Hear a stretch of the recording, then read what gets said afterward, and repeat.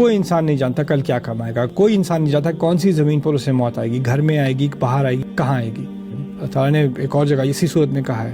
کیونکہ کچھ لوگ جو ہے جنگ میں گئے تھے تو وہ مارے گئے، تو پیچھے جو رہ گئے انہوں نے کہا لو کانوا عندنا ما ماتوا وما قتلوا، ہمارے ساتھ گھر پہ رہ جاتے تو نہ مارے جاتے۔ تو انہوں نے کہا تم اگر گھروں میں بھی بیٹھے ہوتے تو جن کے لیے قتل لکھا گیا تھا وہ قتل ان کے بستروں تک پہنچ جاتا۔ موت نے آنا ہے اور اس نے کبھی بھی آنا ہے، اس کا اسکیجول اللہ تعالیٰ نے ہمیں نہیں بتایا۔ میں جب کبھی جاتا ہوں گریو یارڈ میں جاتا ہوں کسی کے جنازے کے بعد دفن کرنے کے لیے، تو وہاں پہ میں جا کے جو کتبے ہیں میں پڑھتا ہوں،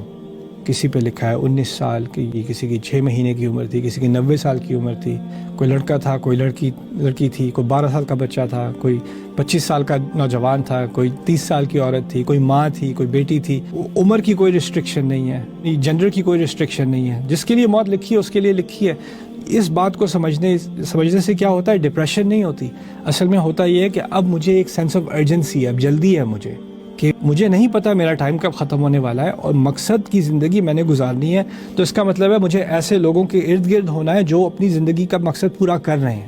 اور ان کے ساتھ رہ کے مجھے یہ بات کبھی بھولی نہیں جاتی کہ میں نے بھی بامقصد زندگی گزارنی ہے۔ تو جب میری موت آئے تو میری موت اچھے لوگوں کے ساتھ آئے۔ اس کا مطلب یہ بھی ہے کہ ہمیں توفنا مع الابرار، کہ ہمیں لے جانا اچھے لوگوں کے ساتھ، یعنی ان کی کیٹیگری میں ڈالنا، جن کے ساتھ ہوں گے۔ المرء مع من احب، انسان وہاں اپنے آپ کو پائے گا جن لوگوں کے ساتھ وہ محبت کرتا ہے۔ تو اگر ہم ابرار کے ارد گرد ہوں گے اور اس کے ذریعے سے اپنا مقصد پورا کر رہے ہوں گے، اچھے لوگوں کے ارد گرد ہوں گے، تو آخرت میں بھی ہمیں اللہ اچھے لوگوں کے ارد گرد اٹھائے گا۔